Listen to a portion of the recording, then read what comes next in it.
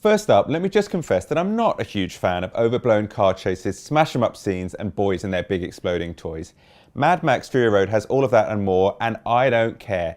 It is spine-tingling, pulse-pounding, nerve-shredding, and it blew me away.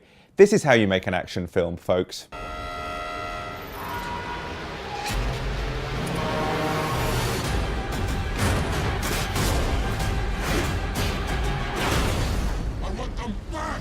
George Miller directed, created and wrote the original Mad Max film back in 1979, and he's done the same again here, and it shows. Unlike too many films written by committee and trying to cram too many things in, this is one man's vision, and George Miller stamps his authority on this film with confidence. There's very little plot. Tom Hardy's Mad Max is fleeing across the desert from the terrible Immortan Joe, and that's about it.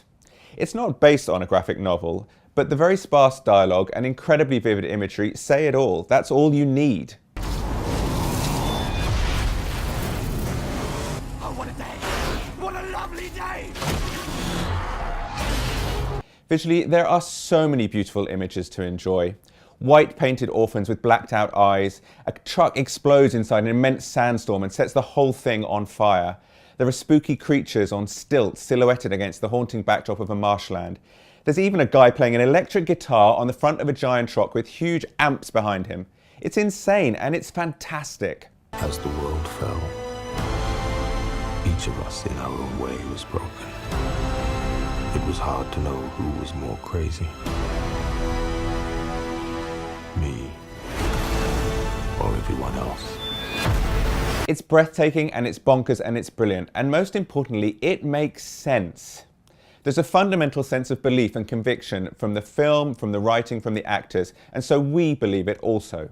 From the terrifying Immortan Joe and his ravaging armies to the brief moments of humanity and compassion, we learn to care, we're involved in this world. Some critics have already criticised the film for making Max secondary to the story of Charlize Theron's Imperator Furiosa. But he is just the wanderer. His task is to bring us in and out of other people's stories as we piece together a vision of this beautiful, destroyed world. Theron, of course, is magnificent. Enough said.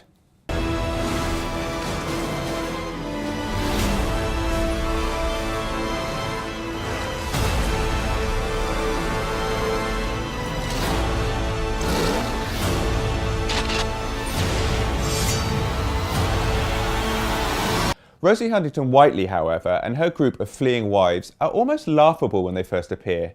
Max is gobsmacked when he stumbles across them, hosing themselves down in the middle of the desert like a bunch of Victoria's Secret models. But slowly their stories evolve and they involve us, and it has its own power. For me though, Nicholas Hoult steals the show as the bad little lost boy, desperate for one glorious moment, for one person to notice him and care. It's a fantastically complex performance and utterly heartbreaking. The film takes a few welcome pauses for us to gather our breath and to care a little bit about the characters, but ultimately it's one enormous car chase.